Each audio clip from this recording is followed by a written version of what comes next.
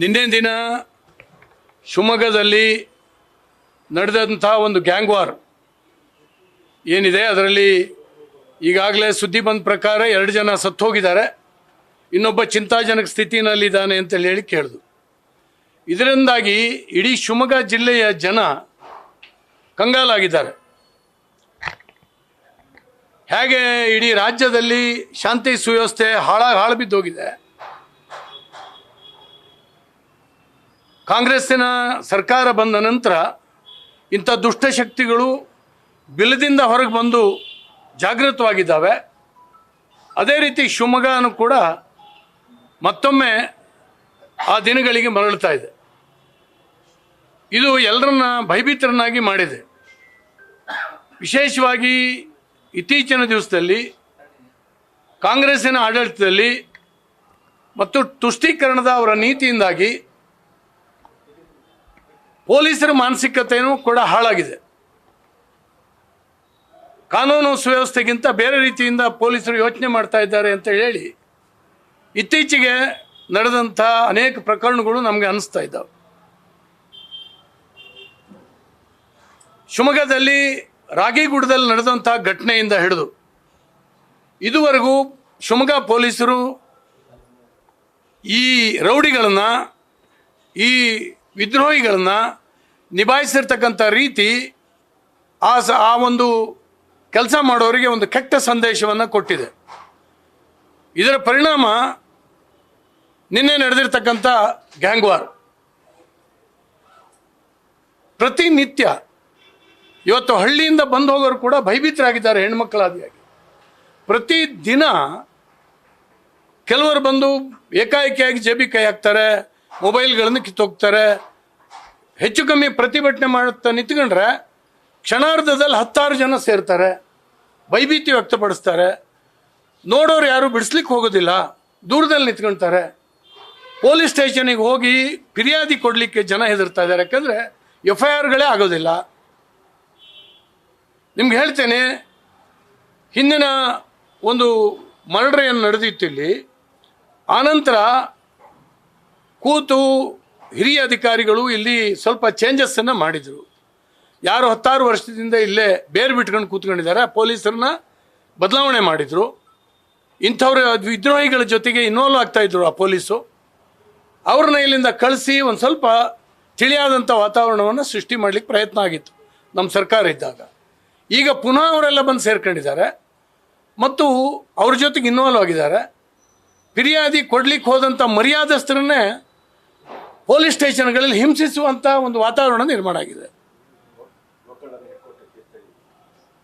ಇವತ್ತು ಅಂಥದ್ದು ತುಂಬ ಇನ್ಸಿಡೆಂಟ್ಗಳು. ಮರುದಿವಸನೇ ವೋಟಿಂಗ್ ಆದಂಥ ಮರುದಿವಸವೇ ನಡೆದಿದೆ ಇದು. ಮತ್ತು ಈ ಗ್ಯಾಂಗ್ಸ್ಟರ್ಸ್ ಯಾರಿದ್ದಾರೆ ಇವರಿಗೆ ಯಾವ ಆತಂಕಗಳು ಇಲ್ಲ. ಇವತ್ತು ನಮ್ಮ ಸರ್ಕಾರ ಬಂದಿದೆ, ನಮಗೇನು ಆಗಲ್ಲ ಅಂತ. ಪೊಲೀಸರು ಕೂಡ ಏನು ಮಾಡೋದಿಲ್ಲ ಅನ್ನುವಂಥ ಭೀತಿ ವಾತಾವರಣ ನಿರ್ಮಾಣ ಆಗಿದೆ. ಈಗಾಗಲೇ ಇಲ್ಲಿರ್ತಕ್ಕಂಥ ಯಾವುದು ಪೊಲೀಸ್ ಸ್ಟೇಷನ್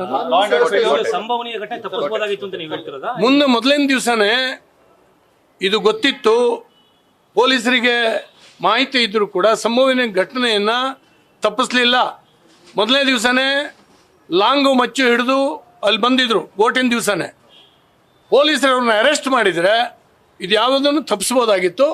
ಯಾವ ಕಾರಣಕ್ಕಾಗಿ ಅರೆಸ್ಟ್ ಮಾಡಲಿಲ್ಲ, ಅವ್ರು ಯಾರು, ಅವರಿಗೂ ಪೊಲೀಸರಿಗೂ ಇರುವಂಥ ಸಂಬಂಧಗಳೇನು ಅನ್ನುವಂಥದ್ದು ಎನ್ಕ್ವೈರಿ ಆಗಬೇಕಾಗ್ತದೆ.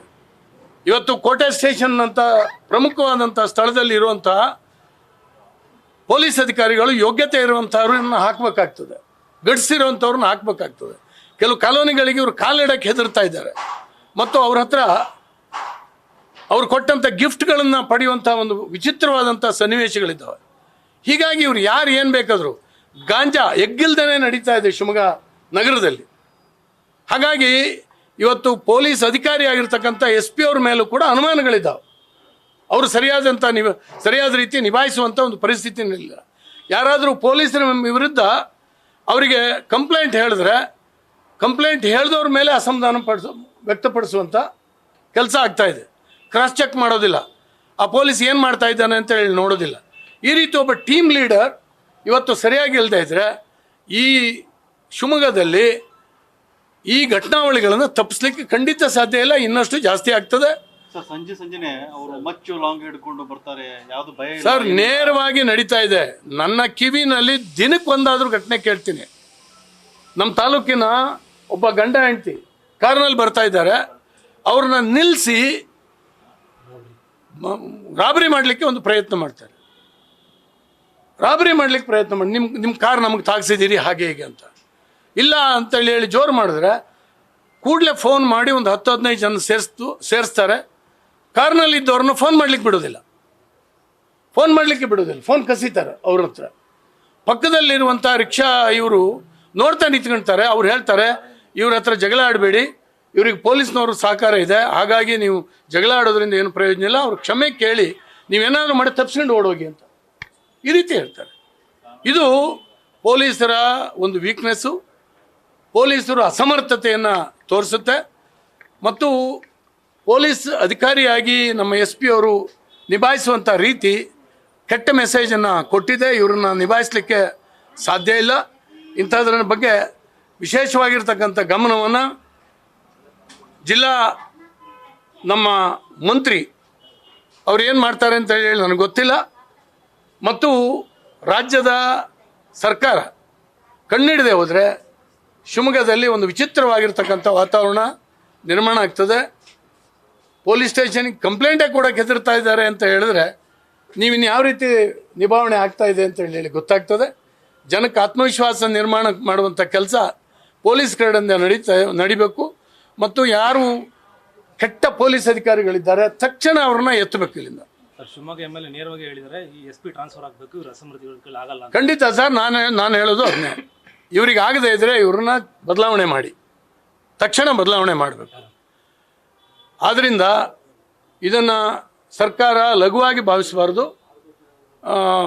ಇದು ಏನೋ ಒಂದು ಕೋಮ್ನವ್ರು ಮಾಡ್ತಾರೆ ಅದು ಇದು ಅಂತ ಹೇಳಲ್ಲ. ಈ ಒಂದು ವಿಚಿತ್ರವಾಗಿ ಆಟ ಆಡ್ತಾರೆ. ಮತ್ತು ಈ ಮಾದಕ ವಸ್ತುಗಳು ಎಗ್ಗಿಲ್ದೇನೆ ಇವತ್ತು ನಡೀತಾ ಇದ್ದಾವೆ. ಯಾರನ್ನು ಕೂಡ ಕಂಟ್ರೋಲ್ ಮಾಡುವಂಥ ಸ್ಥಿತಿನಲ್ಲಿ ಪೊಲೀಸ್ ಇಲ್ಲ. ಸರ್ ನೀವು ಗಂಭೀರ ಆರೋಪ ಮಾಡಿದ್ರೆ ಪೊಲೀಸರು ಕೂಡ ಶಾಮೀಲ್ ಆಗಿದ್ರು ಅಂತ ಹೇಳಿ ನೀವು ಇದ್ದ ಸಂದರ್ಭದಲ್ಲಿ ಒಂದಿಷ್ಟು ವರ್ಗಾವಣೆ ಮಾಡಿದ್ರಿ ಸರ್, ಏನಾಯ್ತು ಅಂತ ಅದರ ನಂತರ? ಸರ್ ವರ್ಗಾವಣೆ ಮಾಡಿ ಸ್ಟ್ರೀಮ್ಲೈನ್ ಮಾಡೋಕ್ಕೆ ಒಂದು ಪ್ರಯತ್ನ ಮಾಡಿದ್ವಿ. ಎಲ್ಲ 100% ನಮ್ಮ ಕಾಲದಲ್ಲೂ ಸರಿಯಾಗಿತ್ತು ಅಂತ ನಾನು ಹೇಳೋದಿಲ್ಲ. ಆದರೆ ಆಮೇಲೆ ಸ್ವಲ್ಪ ಕಂಟ್ರೋಲ್ ಆಗಿತ್ತು. ಆದರೆ ಈ ಹೊಸ ಸರ್ಕಾರ ಬಂದ ನಂತರ ಯಾರು ಇವತ್ತು ಅದು ಸದ್ದು ಅಡಗಿತ್ತು ಅವರೆಲ್ಲ ಹೊರಗೆ ಬಂದುಬಿಟ್ಟಿದ್ದಾರೆ. ನಮ್ಮ ಸರ್ಕಾರ ಬಂದಿದೆ, ನಾವೇನು ಮಾಡಿದ್ರೆ ನಡೀತದೆ ಈಗ ಅಂತ. ಪೊಲೀಸರು ಕೂಡ ಈ ಸರ್ಕಾರ ಅವ್ರ ಪರವಾಗಿದೆಯೇನೋ ಅಂತೇಳಿ ಹೇಳಿ ಇವರು ಕೂಡ ಮೆದುವಾಗಿದ್ದಾರೆ.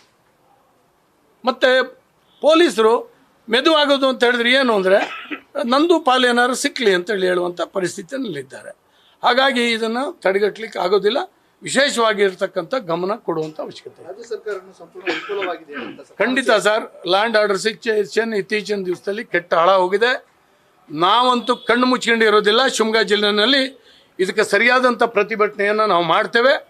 ಅದು ಯಾವನೇ ಪೊಲೀಸ್ ಅಧಿಕಾರಿ ಆದರೂ ಅಡ್ಡಿಲ್ಲ, ಅವನು ಸ್ಟೇಷನ್ ಎದುರುಗಡೆ ಕೂತು ಇದನ್ನ ಪ್ರತಿಭಟನೆ ಮಾಡ್ತೀವಿ. ಶಿವಮೊಗ್ಗ ನಗರವನ್ನು ತಕ್ಷಣ ಸರಿ ಮಾಡುವಂಥ ಅವಶ್ಯಕತೆ ಇದೆ. ಸರ್ ಪ್ರಜ್ವಲ್ ರೇವಣ್ಣ ಪ್ರಕರಣ ಸಂಪಟ್ಟಾಗಿ ದೊಡ್ಡ ಮಟ್ಟದಲ್ಲಿ ಆಗ್ತಾ ಇದೆ. DK ಶಿವಕುಮಾರ್ ಇದಕ್ಕೆ ಕಿಂಗ್ ಪಿನ್ ಅಂತ ಆರೋಪ ಇಲ್ಲ, ನಾನು ನಿನ್ನೆ ಇದಕ್ಕೆ ರಿಯಾಕ್ಟ್ ಮಾಡಿದ್ದೀನಿ. ಖಂಡಿತವಾಗೂ SIT ಪಾರದರ್ಶಕವಾಗಿ ಇದರಲ್ಲಿ ಕಾರ್ಯನಿರ್ವಹಿಸಲಿಕ್ಕೆ ಆಗ್ತಾ ಇಲ್ಲ. ಯಾಕಂದರೆ ಒಂದು ರಾಜ್ಯ ಸರ್ಕಾರ ಹೀಗೆ ಮಾಡಬೇಕು ಅಂತೇಳಿ ಹೇಳಿ ಇದನ್ನು ವ್ಯವಸ್ಥಿತವಾಗಿ ಮಾಡಿದೆ. ಯಾಕಂದರೆ ಇವರು ಹೆಣ್ಮಕ್ಕಳು ಮಾನ ಉಳಿಸ್ಬೇಕು, ಅವ್ರಿಗೆ ಭದ್ರತೆ ಕೊಡಬೇಕು ಅಂತ ಹೇಳಿದ್ರೆ ಈಗ 4 ವರ್ಷದಿಂದ ಇದನ್ನು ತಮ್ಮ ಎಂಥದ್ದು ಪೆನ್ ಡ್ರೈವ್ಗಳನ್ನ ಜೇಬಲ್ಲಿ ಇಟ್ಕೊಂಡಿರ್ತಿರಲಿಲ್ಲ, ಸಮಯಕ್ಕೆ ಕಾಯ್ತಿರಲಿಲ್ಲ.